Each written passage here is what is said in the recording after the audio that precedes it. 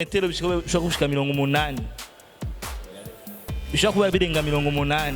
Amazina y'abavyeyi benshi bazi nitwa Igirwa Florent, niyo niswe n'abavyeyi banje. Hanyuma mu nyuma nditwa Calao bivanye n'umuziki. Agahengera utashaka ja mu buriri agasinzikara hewe agafatwa n'inyonko y'imimbano. Aho roje niho nshaka kumenya imbere yo kuja mu muziki ni iki cyagutumye uja mu muziki wewe?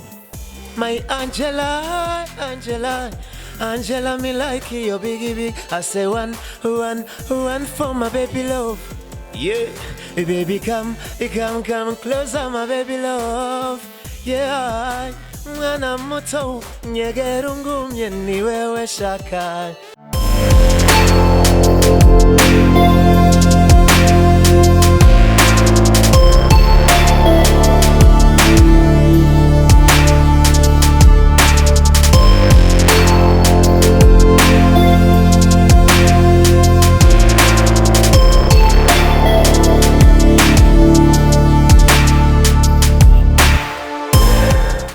Turabaramukije bakunzi b'Iratiro Magazine, muraho meze neza kwarukurikirana nyene gw'impano.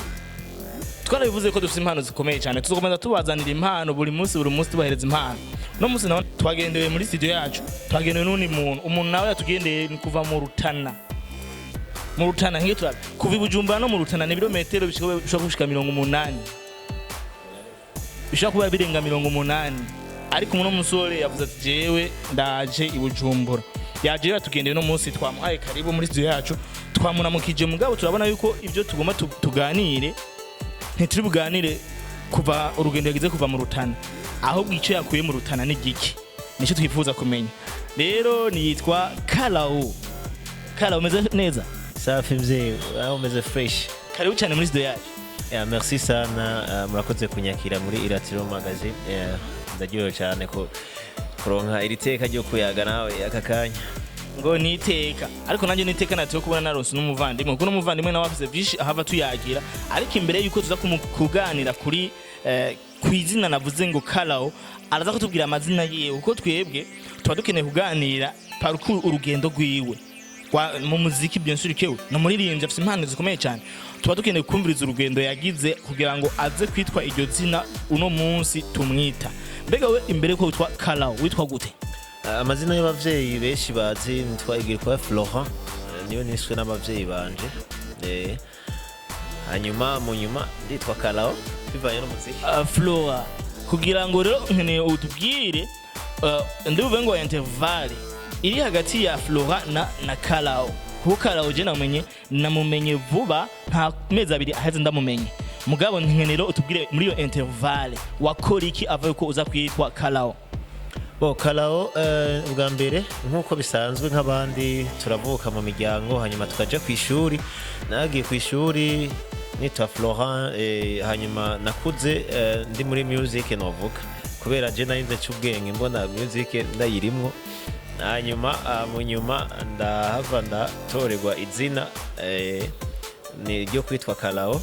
Iyo interval rero kuravuga yari amashuri, ubuzima busanzwe kujana na urabona ama internat, primaire secondaire, ukaja mu ma internat, ivyo ntushobora kubifatanya no muziki. Hanyuma mu nyuma amashuri aheze ndagaruka nka Calao mu yindi domaine muri music. Tuvuye mu mashuri Flora muri mu mashuri, hanyuma tuza ari Calao muri music. Avuze ngo umuziki ngo yavukiye mu muziki. Ivyo jewe ndabibeshuza cyane kuko d'abord kugira ngo umuntu aje mu kintu runaka abafise ahantu yagikuye, ashobora kuba ari ku bavyeyi cyangwa ku bagenzi. Aho rero jewe niho nshaka kumenya imbere yo kuja mu muziki ni iki cyagutumye uja mu muziki wewe? Jewe novuga nkiri umwana mutoyi, hari utuntu abavyeyi banambwira yuko je noba ntanibuka mu mutwe wanje, babona yuko dutera tuja kuba umuririmvyi.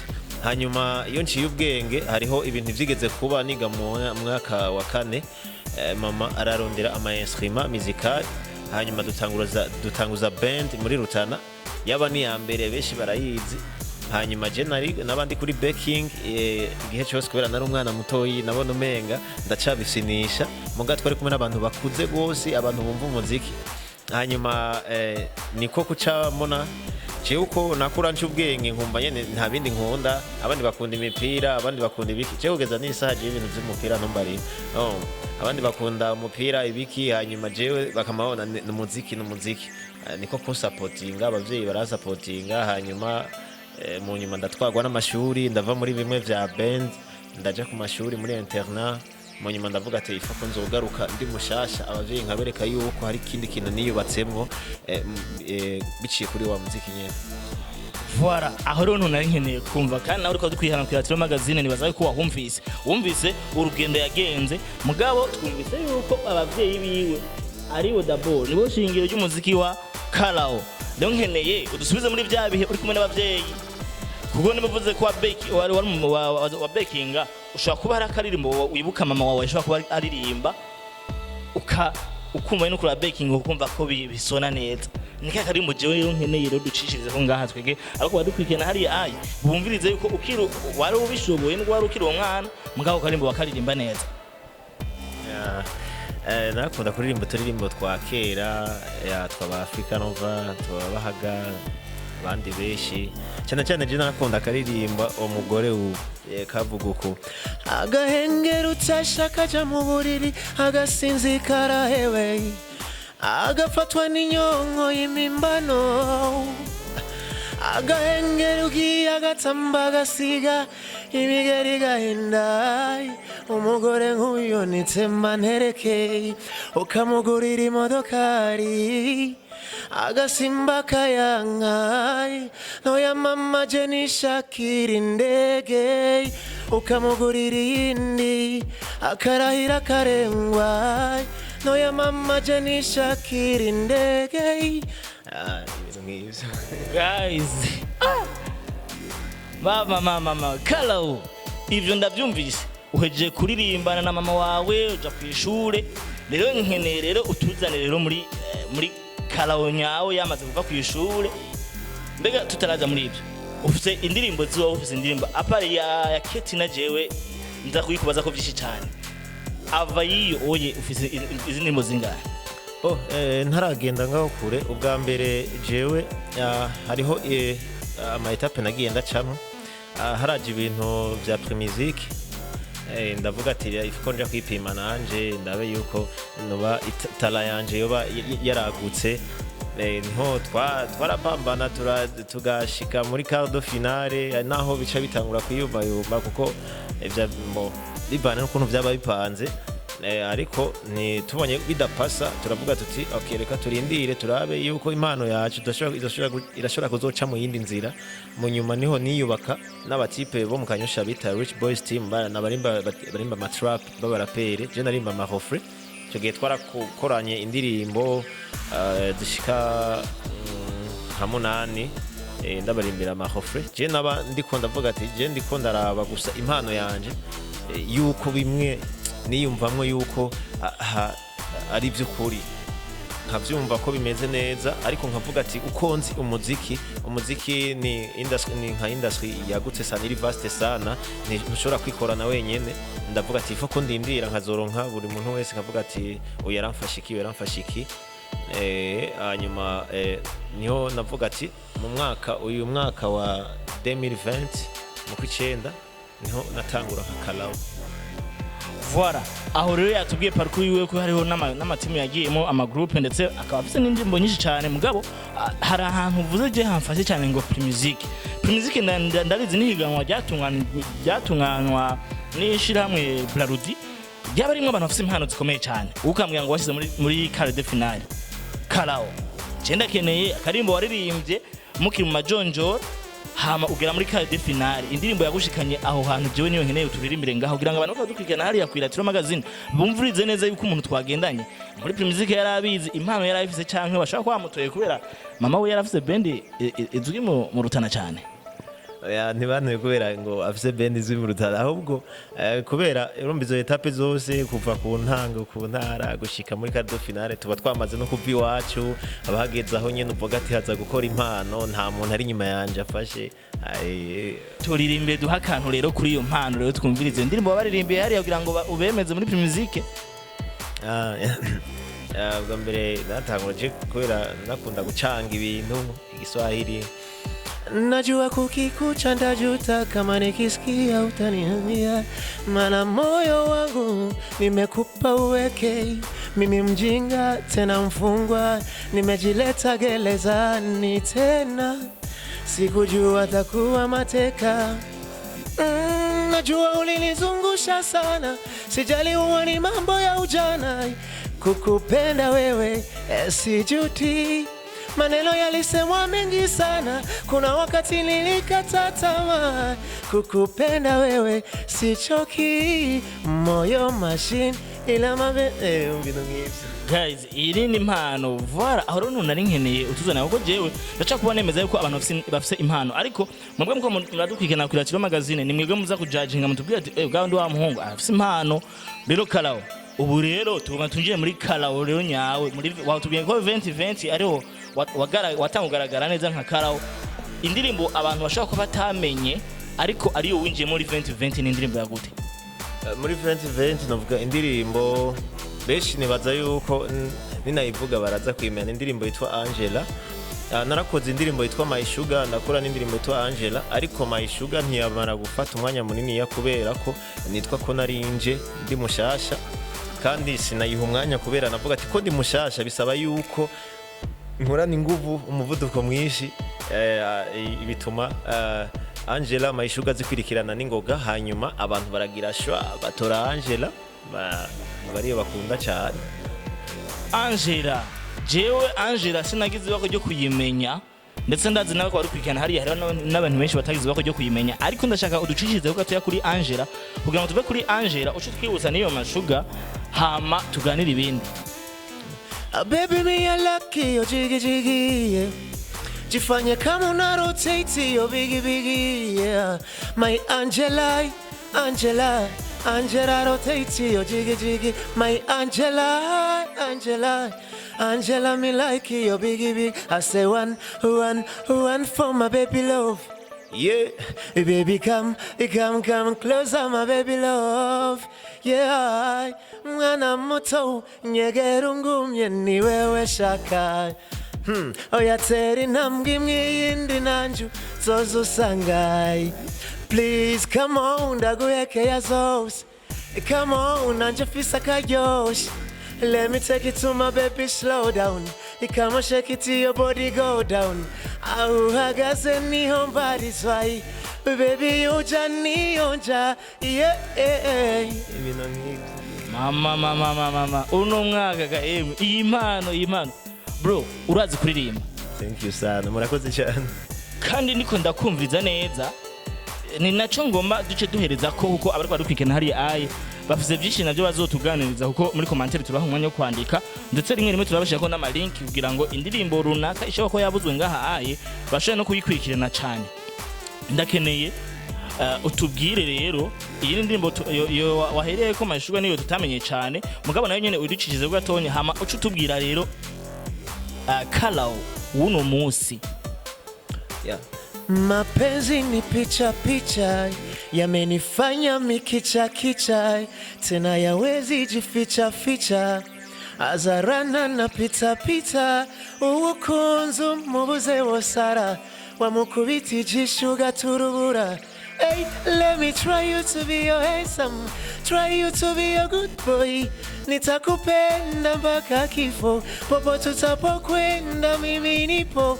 Cause you are my sugar, you are my sugar, you are my sugar. Nukuru tariho, sisi no baho. Agalalo. Yeah, agalalo, baby. Let me try you to be your handsome. I try you to be a good boy. I try you to be your handsome baby. I try you to be a good boy because I got a love. Guys, Impano rero ndabatumiriye Impano. Watubwiye byinshi, waturirimbiye niyo ndi mu My Sugar numva ni indirimbo nziza cyane, ahubwo niyo je numva umenge irarenze cyane. Ariko rero ndashaka utubwire rero Calao uno munsi na Calao wejo haza. Uno munsi ushobora kuba wibona mugabo hari ukuntu wibona mugabo ejo haza niho dukeneye kumenya cyane. ejo haza je kubwiwanje novuga yuko ari heza kubera kuko nta muntu n'umwe akora avuga ati ndabona yuko ntazotera imbere kubera kuko uri kurakora uvuga ngo sinzotera imbere usanga waciye stopping. Sasa jewe uko ndabibona bivanye iyo twavuye niyo turiko turaja aho tugeze niyo turiko turaja, ahubwo aho turiko turaja ni heza gose kurusha aho twavuye naho tugeze. Ya je ndabona ko ari ibintu vyiza bivanye n'ukuntu turiko turakora, bivanye n'ukuntu industry y'umuziki ndundi iri kwiragenda itera imbere.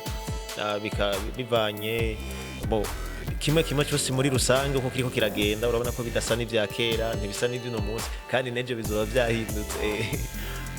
Ivyo byose abivuze gutyo, nanjye mfise ukundi kundayibona, nawe ufise ukundi kuntu ubibona, ariko guhura n'abandi baririmbyi batandukanye ivyo byo ubiha agaciro ka gute? Guhura n'abandi baririmbyi batandukanye muri rusange n'agaciro kanini kubera kuko hari ikintu wunguka muri wewe kandi nabo hari ikintu bunguka kandi wanashaka hari ikindi kintu n'abakurikirana umuziki muri rusange baba bungutse.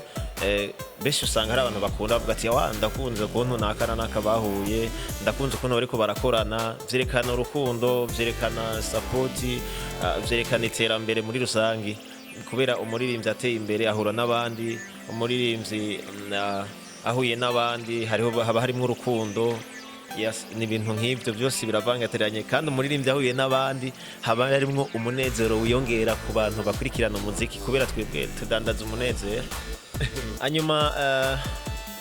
Nyuma ya Angela, nyuma ya My Sugar, niho mu nyuma twahura na Epiday kuva mu Kayanza, turahura i Bujumbura, turavuga tuti ndavye uko ndabikora nkaraba uko bikora, ndabona yuko turashobora gukora ikintu wa munezero tudandaza ugashobora kugwirira cyane abantu bakaguma bibereye mu munezero ntangere.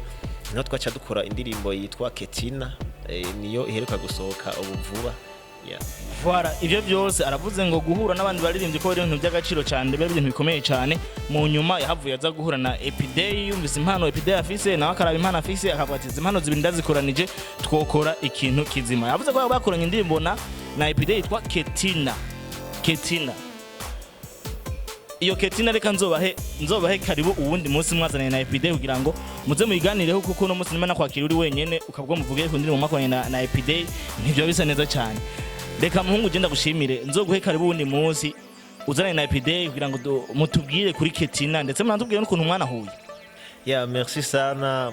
Novuga yuko vyo bari vyiza naho nyene kubera kuko indirimbo nkuko ari ya twese tuyisangiye, vyo bavyiza duhuye tukayaga ingene twahuye, biba ari ibintu biryoshe. Iyo baririmbyi bagiye guhura ukaraba umuziki ingene uryoshe, ukacubona rero ingene basangiye ubwo buryohe bwo muziki usanga biryoshe, nico gituma n'ubundi duhuye vyo bari vyiza. Reka ndagusabe utumire abantu bagire subscribe kuri channel yawe ndetse no kuri channel ya Iratiro Magazine. Reka ntangure mbanze shimire abantu bose bariko baradukurikirana, ndabashimire cyane bose muri rusangi, n'abantu bazima, n'abantu Imana yahezagiye yabaha amaso meza yo kuguma baturaba kandi bagume badukurikirana. Shimire namwebwe Iratiro Magazine mwatwakiriye ngaha kuri uno munsi. Ntibibagire kukanda subscribe ngaho urabibona hatukura, ni ruhande haca haza agakengeri ukacufyondako, hanyuma ibintu bikaca bigenda fresh iminsi yose nawe utari connected ufite amamega gusa guma wabonye notification. Hanyuma ntibibagire no kuja kuri Calao bafyonde subscribe kwa kundi nyene n'agakengeri hajya nyene baguma bakurikirana, bumvirize Angela, bumvirize My Sugar, vuba haraje n'ibindi byinshi gose. Ndabakunda cyane. Love guys, yabivuze byose je nta kindi kintu no kongeraho gusa ico nshaka kubabwira ni kuri subscribe no kugira s'abonner mu gifaransa, mugenda kajya kengere muga crochet for the next video. Ntimucegwe. Ciao.